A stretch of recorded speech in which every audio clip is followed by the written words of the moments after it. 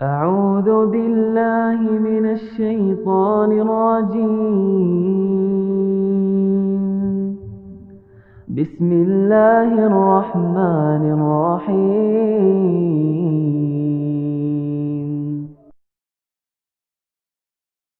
Banyak di antara kita yang masih belum memahami bobotnya Allah Subhanahu wa taala. Allah ini teman-teman adalah pencipta yang menciptakan semuanya, semuanya yang dijangkau atau tidak dijangkau oleh mata kita di langit sana, di bumi ini, di kedalaman lautan.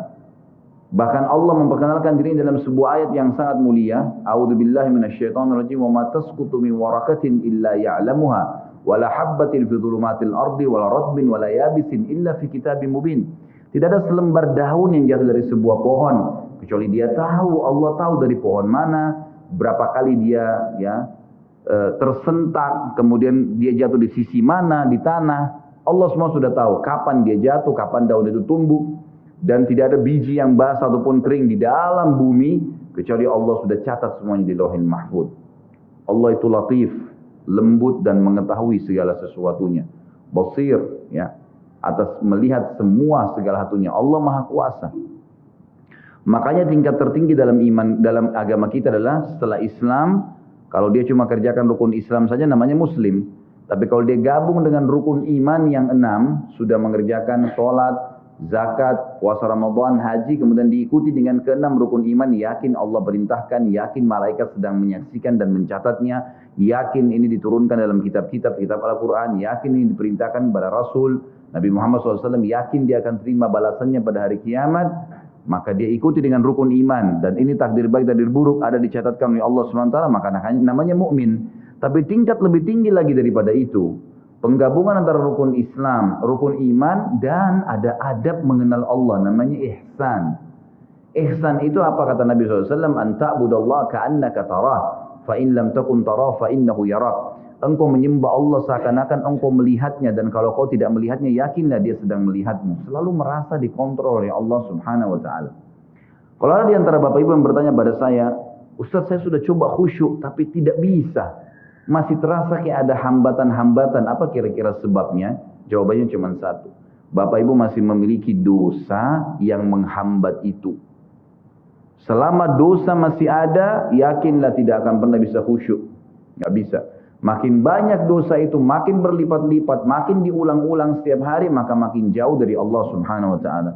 Seperti orang yang tenggelam ke dalam lautan, belum keluar ke dasarnya, dia kemudian menelan lebih banyak air, maka makin tenggelam dan bisa meninggal dunia. Seperti itulah orang yang berbuat dosa.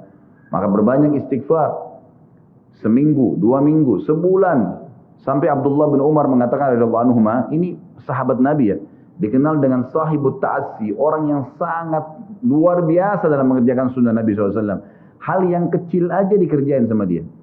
Sampai Abdullah bin Umar, saya pernah ceritakan kalau masih ingat kisahnya, bagaimana beliau memberhentikan 70 kafilah haji di zaman pada saat Nabi SAW sudah meninggal, di zaman pemerintahan ayahnya Umar bin Khattab radhiyallahu anhu ajma'in. Beliau pernah memberhentikan 70 kafilah haji, lalu kemudian beliau bilang, berhentilah di sini, tunggu sebentar dan lihat apa yang saya lakukan. Lalu Abdullah bin Umar jalan jauh sekali, orang semua lihat, apa yang dia mau kerjakan nih orang. Ini ulamanya sahabat. Tiba di sebuah pohon, beliau kencing di pohon itu. Kemudian setelah kencing kembali lagi. Lalu Ka'ab bin Malik, sahabat Nabi yang lain radhiyallahu anhu berkata, wahai Abdullah bin Umar, semoga Allah merahmati anda. Apakah anda memberhentikan kami 70 kafilah ini hanya untuk menyaksikan anda kencing di pohon itu? Jawabannya dengan sangat tegas, jelas, iya. Kenapa? Kata Ka'ab, karena saya waktu haji bersama Nabi SAW, Nabi pernah berhenti di sini, pernah kencing di situ. Jadi saya mau tunjukkan ini loh tempat kencingnya Nabi SAW. Saking luar biasanya Abdullah bin Umar dalam masalah ini. Beliau pernah berkata, teman-teman sekalian, padahal terkenal dengan sahibut ta'assi ya, tidak ada sunnah Nabi yang ditinggalkan, selalu dikerjakan. Beliau mengatakan, saya tahu atau saya pernah berbuat dosa, tapi beliau tidak sebutkan. Saya pernah berbuat dosa, pelanggaran yang itu kecil di mata saya. Mungkin sebuah pelanggaran kecil. Ternyata Allah Subhanahu wa taala mengharamkan saya dari sholat subuh berjamaah sebulan. Jadi kalau ada orang di antara bapak-bapak yang sholat subuh kebablasan tidur, itu ada dosa. Beliau mengatakan bahkan karena dosa kecil itu sudah cukup sebulan saya terharamkan sholat subuh berjamaah. Ada di antara mereka yang mengatakan juga di antara para sahabat dan ulama tabi'in, saya gabungkan perkataan-perkataan mereka, banyak di antara mereka yang mengatakan dan hampir sama semuanya. Mereka mengatakan kami tahu ya atau saya mengetahui perubahan ada dosa yang saya lakukan pada saat terjadi perubahan pada pasangan saya. Suaminya kah marah-marah, istrinya kah buat ulah, anaknya kah buat ulah. Itu berarti permasalahan ada dalam diri dia. Mereka mengatakan, saya tahu ada kesalahan dosa yang saya kerjakan dengan Allah Azza wa Jal pada saat terjadi perubahan di pasangan hidup saya, anak-anak saya, dan tunggangan saya. Kuda mau dinaikin jadi masalah. Kita mau starter mobil pagi, mati mesinnya. Ada saja masalah. Itu berarti ada kendala-kendala berhubungan dengan masalah dosa. Lihat bagaimana pekahnya mereka menjaga hubungan dengan Allah Azza wa Jal. Seseorang di antara mereka seperti hadis Nabi SAW yang berbunyi orang mukmin, kalau berbuat dosa kecil saja, maka dia akan melihat seperti sebuah gunung yang berat di punggungnya. Sementara orang munafik kalau dia berbuat dosa besar, dia hanya melihat seperti seekor lalat yang hinggap di hidungnya lalu diusir seperti ini.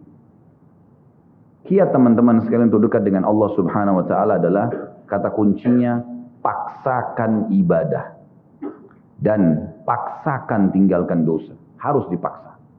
Harus kita paksa jiwa kita ini.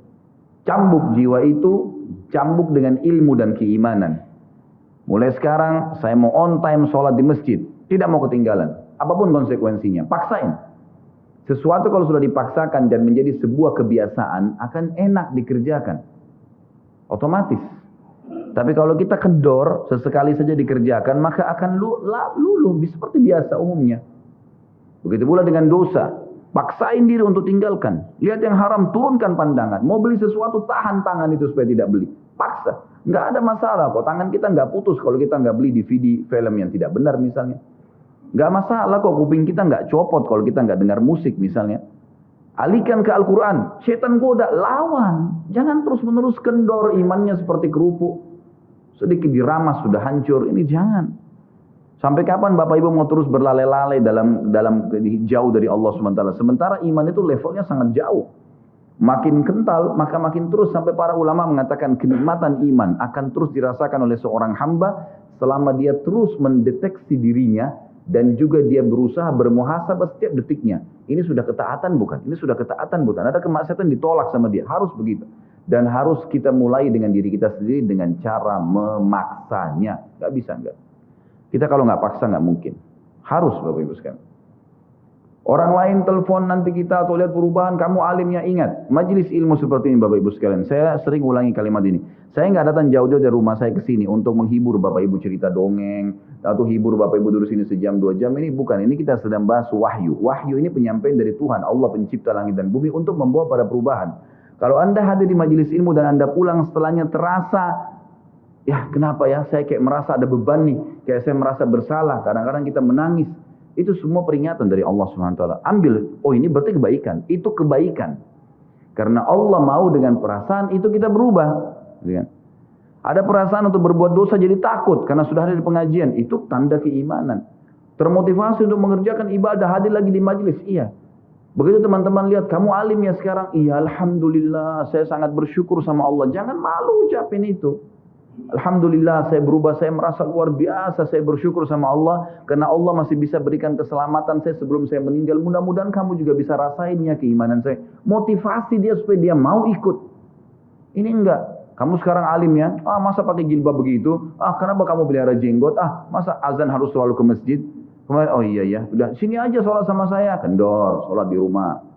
Kendor, ganti lagi kembali jilbabnya jilbab gaul dan seterusnya. Ini sampai kapan kita mau tergoda nih kira-kira? Waktu terus berjalan. Ingat, setiap peluang ibadah, Bapak Ibu sekalian ingat, Allah peringatkan Anda dan saya seperti cuma ini, penyampaian. Dan kita yang mengubah diri kita. Tidak mungkin saya mengontrol Anda satu-satu di rumah Anda, atau tidak mungkin Allah Subhanahu Wa Taala menurunkan tangan dari langit. Tetapi Allah Subhanahu Wa Taala memberikan kepada kita penyampaian dan berikan hati nurani untuk bisa menyentuh hati nurani kita agar kita melakukan, ya, mengerjakannya. Harusnya begitu. Jangan pernah malu untuk berubah menjadi orang lebih baik. Yang malu itu kalau kita menjadi orang lebih buruk. Ingat, peluang-peluang ibadah yang Anda sudah sia-siakan, wallahi Bapak Ibu sekalian, demi Allah Anda akan sesali nanti. Di hari kiamat nyesal, ya Allah, kenapa dulu saya nggak puasa Senin itu ya? Nyesal, ya Allah, kenapa dulu saya nggak sholat tahiyat masjid ya? Saya malah duduk di depan masjid cuma ngobrol-ngobrol. Ya Allah, kenapa dulu saya nggak maksimal bacanya cuma surah pendek ya? Kenapa nggak surah panjang ya? Ini ibadah saja bisa kita sesalin, apalagi kalau dosa. Malah lebih parah itu. Menyesalnya luar biasa, tapi nggak ada gunanya. Peluang-peluang ibadah yang Anda sudah sia-siakan tidak akan pernah bisa diperbaiki. Gak bisa. Ini tadi kalau ada orang tidak ikut sholat sama kita berjamaah maghrib misalnya, kemudian mereka ikut di pengajian lalu merasa tersentuh, coba ya saya ikut dari awal ya. Memang betul, penyesalan bagus. Tapi sudah dicatat dan tidak akan pernah berubah di buku amal. Pada hari itu, jam itu, sholat itu telat. Pahalanya beda dengan orang yang awal waktu. Apa yang membuat dia telat ya? Dia sendiri, konsekuensinya. Jangan gitu. Makanya motivasi Nabi SAW sangat banyak untuk mengerjakan sholat di awal waktunya, motivasi untuk di saf pertama, motivasi untuk tidak ketinggalan takbiratul ihram pertama imam. Semuanya itu untuk menjaga hubungan dengan Allah Azza wa Jalla. Jadi untuk dekat dengan Allah harus memaksakan diri dalam ibadah dan harus memaksakan diri untuk meninggalkan dosa. Bagaimana tangganya untuk sampai ke sana? Ilmu, majlis ilmu. Hadir di majelis ilmu seperti ini Bapak Ibu sekalian, saya bukan mengatakan karena saya menyampaikan, siapa saja di antara teman-teman dai yang sampaikan, semoga Allah ikhlaskan niat kita semua, itu harus dihadiri, harus. Hadiri majelis ilmu akan mengubah kita. Kalau tidak, dengar, bawa Walkman, bawa headset, bisa dengar di HP kita. Sekarang bisa daripada kita nonton, orang banyak habisin pulsanya hanya nonton YouTube hal-hal yang tidak ada manfaatnya. Nonton ceramah tuh, dengarin. Sambil belanja, sambil macet di jalan, pasang headset di kuping, kemudian kita dengarin ceramah-ceramah itu. Tambah ilmu dengan ilmu. Tidak ada kata cukup. Kata para ulama salaf, ilmu itu, ilmu syar'i yang merupakan tangga membawa kita kepada hubungan dengan Allah yang sangat baik, karena dengan keimanan akan muncul, iman akan muncul dengan ilmu itu, ya dia akan memberikan setengah hidupnya dengan cara kita membayar dia dengan seluruh hidup kita. Nggak bisa. Seminggu sekali itu nggak cukup. Nggak cukup. Apalagi ada orang sebulan sekali, apalagi ada orang cuman kalau lagi ada waktu lowong, ini nggak bisa. Kita sibuk Bapak Ibu sekalian memberikan makan tubuh kita. Makan makanan, minum, macam-macam variasi, betul untuk fisiknya sehat. Tapi ruhnya kurus, krempeng, sakit. Itu luar biasa. Tapi kalau kita balik, fisik kita yang biasa, cukup kenyang sudah. Tapi ruh kita berikan kesehatan yang luar biasa. Orang kalau ruhnya yang sehat Bapak Ibu sekalian, semuanya jadi kecil buat dia. Julaibib radhiyallahu anhu sahabat Nabi itu, saking kecilnya badannya itu sampai diangkat oleh Nabi SAW dengan satu telapak tangan. Karena kecilnya badannya. Tapi di perang ya Uhud dia bisa membunuh 7 orang kafir. Tidak ada hubungannya dengan kecil badannya. Tapi ruhnya kuat, besar.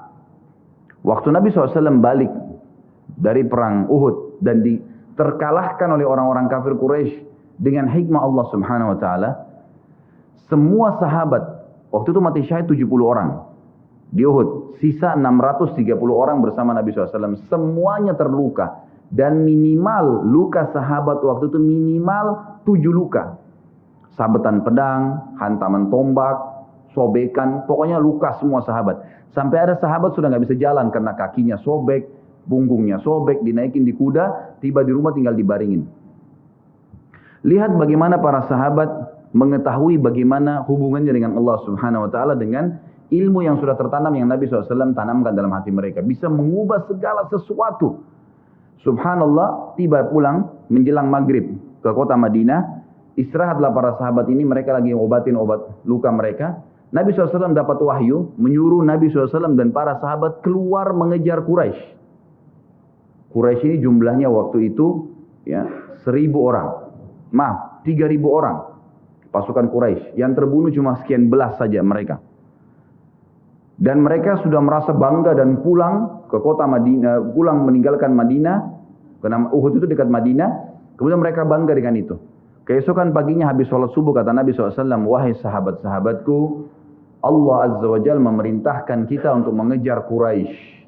Maka pulanglah masing-masing kalian di suku kalian, lalu motivasi siapapun yang ikut kemarin di Uhud, semua. Mau sakit, mau enggak, mau luka, mau enggak. Tapi ini luka semua nih. Minimal punya 7 luka. Ya. Kita kadang-kadang mungkin kuku kita kecabut aja sudah susah ke masjid. Ini sabetan pedang, sobek, rusak semua tubuh mereka. Dikatakan dalam riwayat sampai para sahabat ada yang tidak bisa ngomong karena sudah kesakitan yang luar biasa. Kata Nabi SAW, semua yang ikut di Uhud kemarin keluar lagi. 630 orang semua harus keluar. Bagaimana caranya? Pokoknya ngumpul keluar, perintah Allah. Coba bayangin, kita kadang-kadang habis olahraga saja capek, diajak keluar sama istri atau diajak keluar sama suami, kita sudah nggak mau keluar. Capek biasa olahraga. Atau mungkin penat, capek, duduk di kantor mau istirahat. Ini habis perang, badannya disabet-sabet, diajak berperang lagi nih. Apa yang terjadi teman-teman sekalian? Pulanglah pimpinan-pimpinan suku sahabat ini, dimulai dengan Sa'ad bin Mu'adz radhiyallahu anhu, sahabat Nabi yang mulia. Luar biasa ini. Orang ini pada saat meninggal, kata Nabi SAW, goncang arsy Allah dengan meninggalnya Sa'ad. Saat pulang ke kaumnya lalu berkata, wahai kaumku, sesungguhnya Nabi SAW menyuruh kalian untuk kembali menyerang Quraisy. Pada saat itu mereka lagi kumpul saling ngobatin luka. Dan di depan mereka yang saling ngobatin luka itu adalah Usaid bin Khudair, sahabat Nabi yang mulia. Ini sahabat Nabi yang satu dari Aus ini, kalau membaca Al-Quran, malaikat turun dari langit dengarin bacaannya.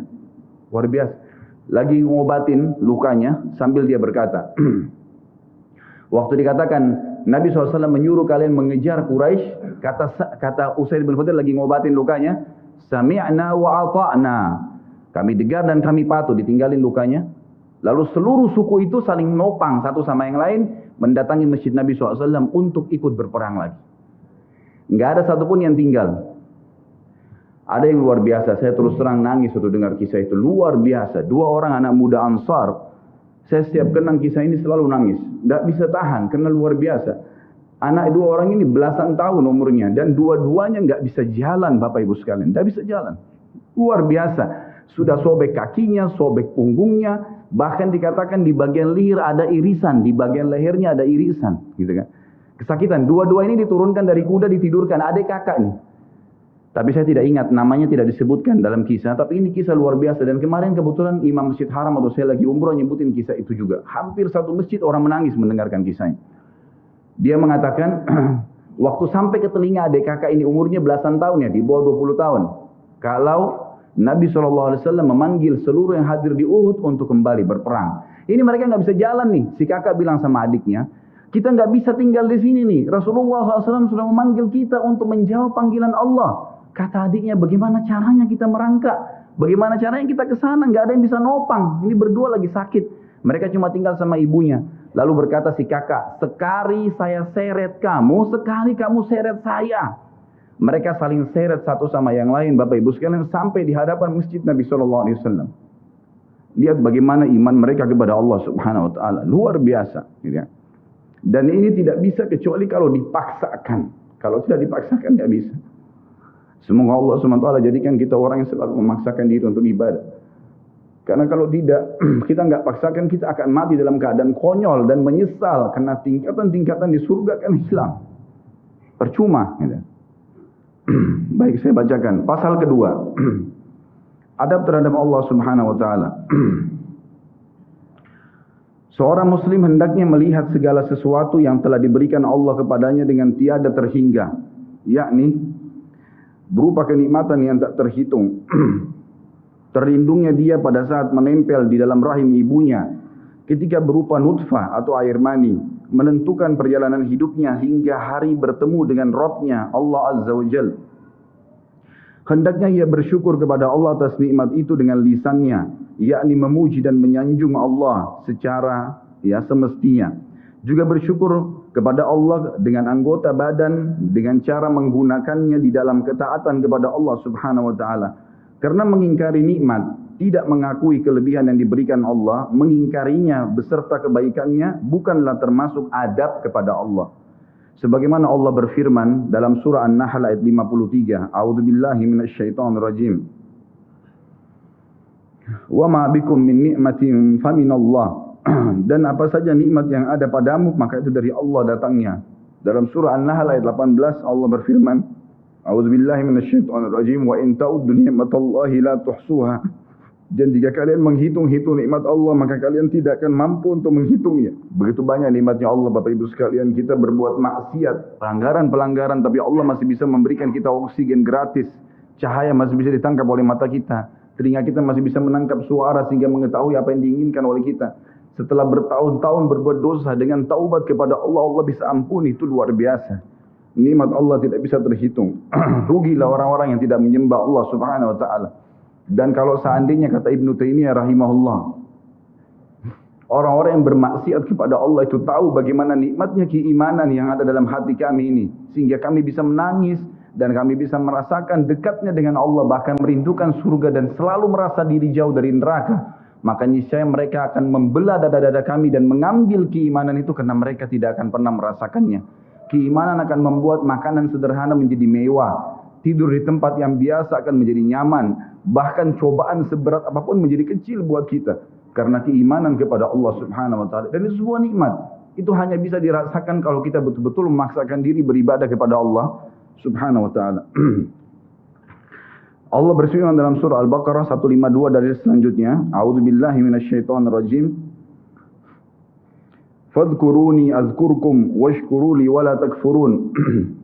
Ingatlah selalu aku, kata Allah. Selalulah berzikir, selalulah patuh, selalulah kerjakan ketaatan-ketaatan. Nikmatilah yang halal, jauhilah yang dilarang.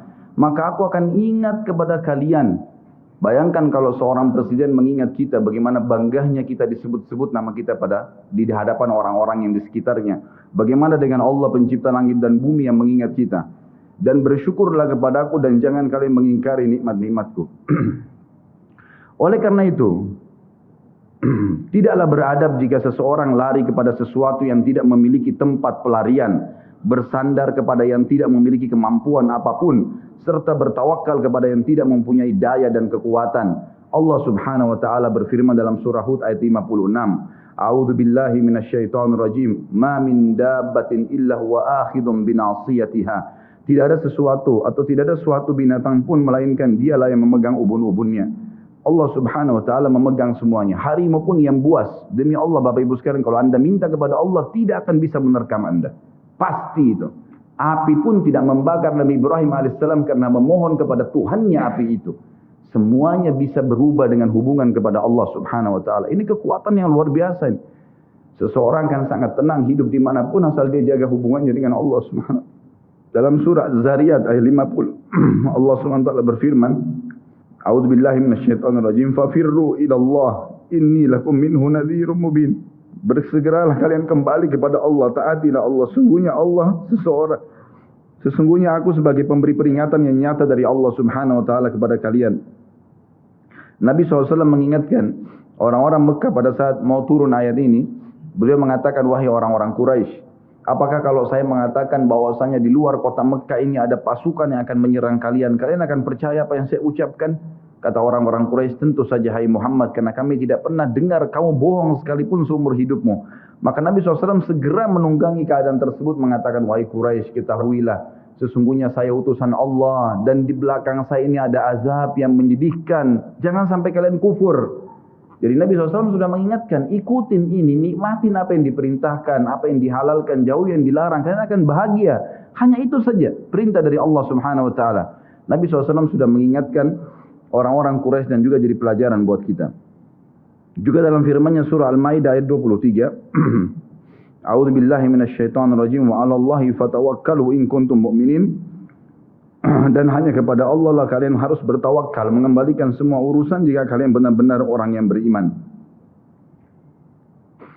Sisi yang lain, seorang muslim juga harus melihat kepada kelemah lembutan Allah Subhanahu wa ta'ala kepadanya di dalam setiap urusannya, melihat kepada kasih sayang Allah kepada dirinya dan seluruh makhluknya, lalu berkeinginan kuat untuk mendapatkan tambahan kelembutan dan kasih sayang itu, sehingga dirinya akan selalu merendahkan diri kepada Allah dengan kerendahan yang murni dan dengan doa, bertawassul kepadanya dengan perkataan yang baik dan amal soleh. Kalau kita lagi makan, syukuri, alhamdulillah.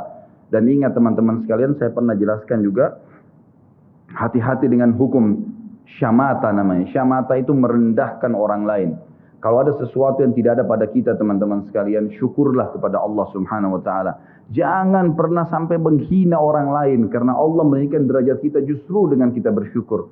Kata Nabi SAW, kalau kalian lihat aib pada diri seseorang, ucapkanlah alhamdulillahilladzi afani mimma ibtala bihi wa faddalani ala katsiri mimma khalaqa tafdila. Segala puji bagi Allah yang telah menyelamatkan saya dari apa yang dicobakan kepada orang ini dan mendahulukan saya dengan kelebihan yang banyak dari makhluk-makhluk yang lain.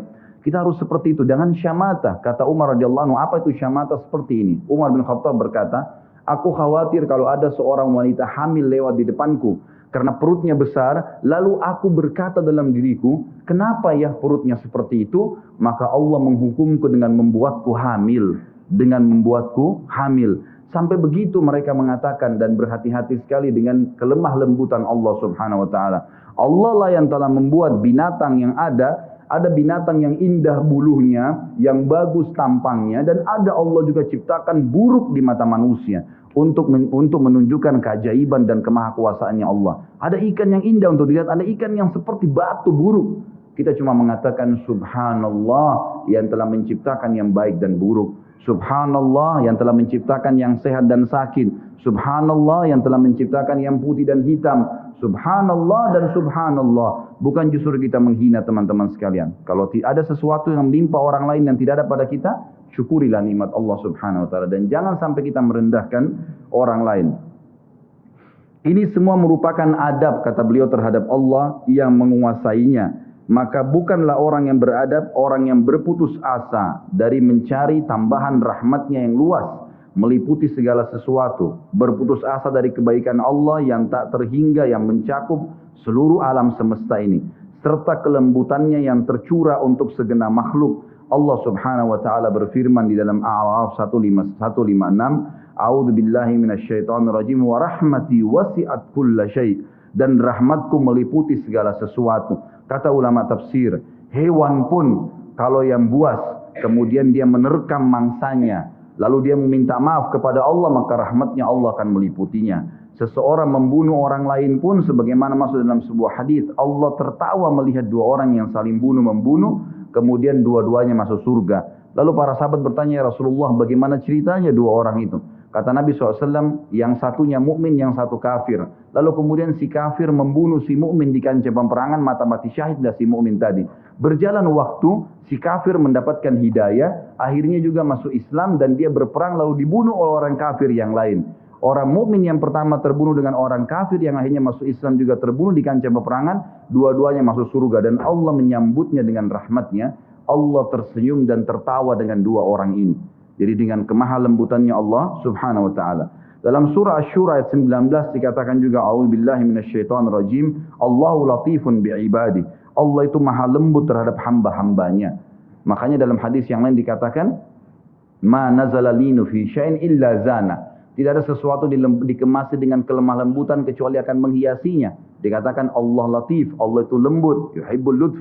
Dia suka dengan kelemah lembutan, gitu ya. Wa ma nuzi'a min syai'in illa syana. Tidak ada sesuatu diangkat darinya kelemah lembutan kecuali akan merusaknya. Tidak ada manfaatnya mencak-mencak, marah-marah tuh. Emosi habisin waktu-waktu kecuali dalam pelanggaran agama saja. Tapi kalau bukan pelanggaran agama, maka jangan, tidak perlu semua. Dikatakan dalam hadis Bukhari, Nabi SAW kalau berhubungan dengan hak beliau urusan dunia, semuanya ditoleransi. Tapi kalau sudah berhubungan dengan hak Allah Subhanahu wa taala, barulah beliau tegas.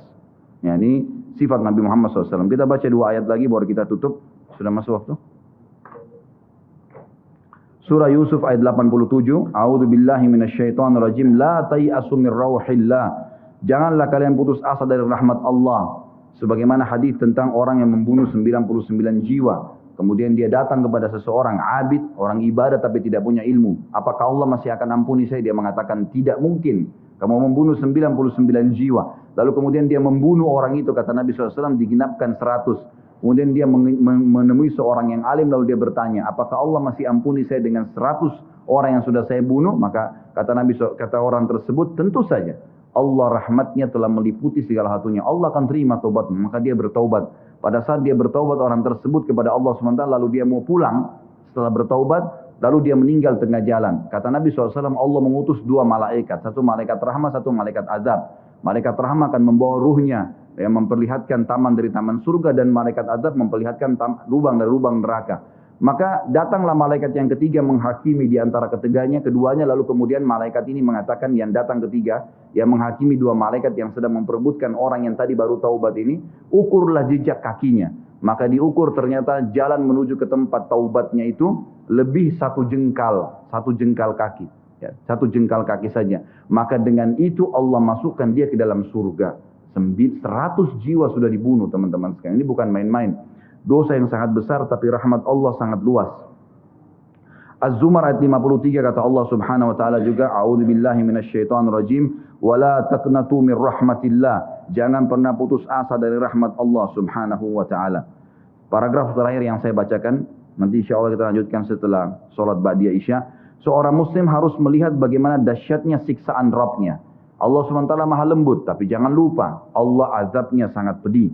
Seorang muslim harus melihat bagaimana dahsyatnya siksaan Rabb-Nya, kerasnya azab dan kecepatan hisabnya. Kalau datang seketika, gitu kan? Dan tidak ada yang bisa bendung. Sehingga dia bertakwa atau takut kepadanya, menjaga diri terhadapnya, serta meninggalkan segala kemaksiatan. Maka ini pun merupakan bentuk adab kepada Allah. Sehingga tidaklah seseorang itu beradab menurut orang-orang yang berakal apabila ia menentang Allah dan berlaku aniaya atau zalim. Padahal ia seorang hamba yang lemah, namun justru menentang Rabb yang maha perkasa lagi maha kuasa, maha kuat lagi maha perkasa. Dan Allah berfirman dalam surah Ar-Ra'd ayat 11, A'udzu billahi minasyaitonir rajim, wa idza aradallahu biqaumin su'an fala maraddalah wa ma lahum min dunihi min wal. Dan apabila Allah menghendaki keburukan terhadap satu kaum, maka tidak akan pernah ada yang bisa menolaknya, dan sekali-kali tidak ada pelindung bagi mereka selain Dia.